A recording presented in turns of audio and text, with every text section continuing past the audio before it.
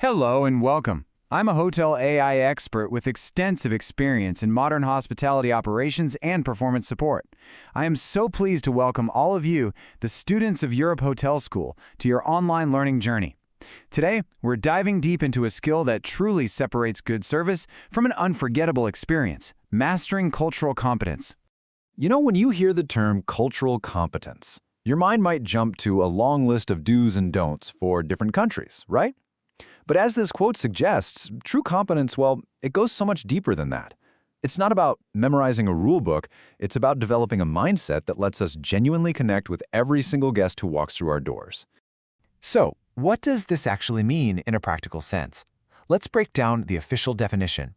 It really comes down to three key things: interacting effectively, understanding differences, and, this part is crucial, adjusting our own approach.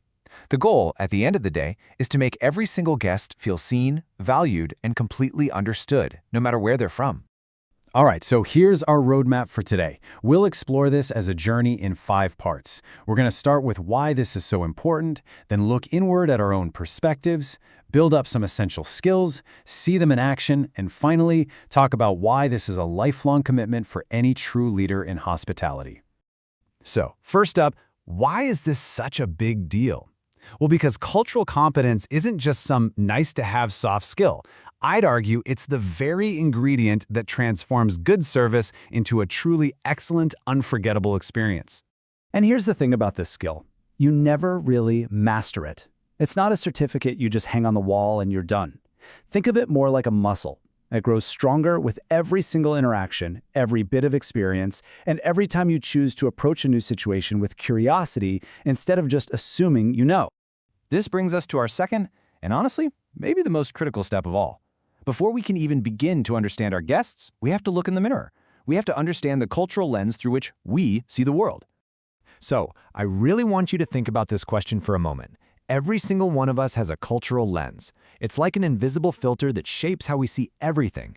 It's built from our upbringing, our community, our personal experiences. Just recognizing that this lens exists is the absolute first step toward being able to see things from someone else's point of view. And look at how deep these influences go. It's not just about surface-level stuff. Culture shapes the really fundamental things about how we interact, how we communicate, what we consider polite, how we show or don't show emotion. None of this is universal. Recognizing our own default settings is the only way we can avoid misinterpreting those of our guests. Okay, so once we've done that important work of looking inward, it's time to build our outward skills. This section is all about the practical tools you need to forge those genuine, global connections with your guests. Now, this is a really important distinction. On one side, you have cultural knowledge. These are the facts you can learn from training or reading. But on the other, equally important side, you have cultural humility. This is the deep understanding that you will never, ever know everything. This humility is what keeps you curious. It stops knowledge from hardening into stereotypes. You absolutely need both to be effective. And what's the bridge that connects knowledge and humility? It's empathy. Empathy is what allows you to connect with the feeling behind a guest's behavior. For example, a guest who seems demanding might actually just be feeling really anxious or overwhelmed in a new country. Empathy lets you respond to that underlying emotion, which can totally transform the interaction. This is so critical to understand. Communication is maybe 10% the words you say and 90% everything else.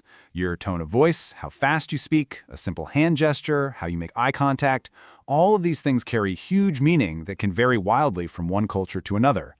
Being a great communicator means being mindful of all these nonverbal cues and, of course, avoiding confusing slang or idioms. Okay, so we've got the mindset, we've got the core skills. Now let's talk about what this looks like on the floor during a busy shift with real guests in real time. The number one skill here is adaptability. It's all about being a careful observer. For instance, you might notice a guest seems hesitant to shake your hand, so you adapt with a warm verbal greeting instead.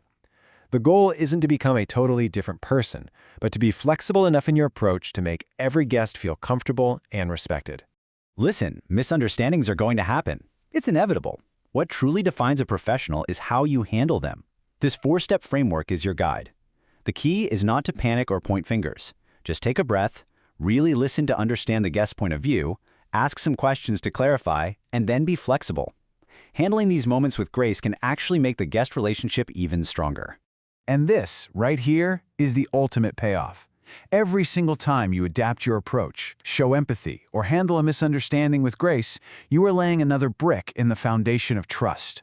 Trust is everything. It's what brings guests back. It's what creates loyalty. And it's not built in one big gesture, but in hundreds of small, respectful interactions over time. And that brings us to the final part of our journey today. We've talked about the why and the how, but it's so important to see this not as a one-time lesson, but as a continuous, career-long commitment. If you only take one single thing away from our discussion, please let it be this. All of these skills we've talked about, adaptability, empathy, humility, they are all just different expressions of one core value: respect. Respect for the different ways people see the world. That is the bedrock of our entire industry. I love this quote because it just sums everything up perfectly.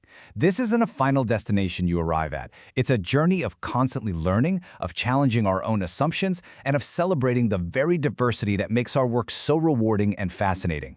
It's a commitment to growth. So as you continue on your path, remember that mastering cultural competence isn't just about avoiding mistakes. It's about moving beyond simply providing a service and toward creating moments of real, genuine human connection. These are the skills that will empower you to offer hospitality that is truly global in its reach and deeply personal in its impact.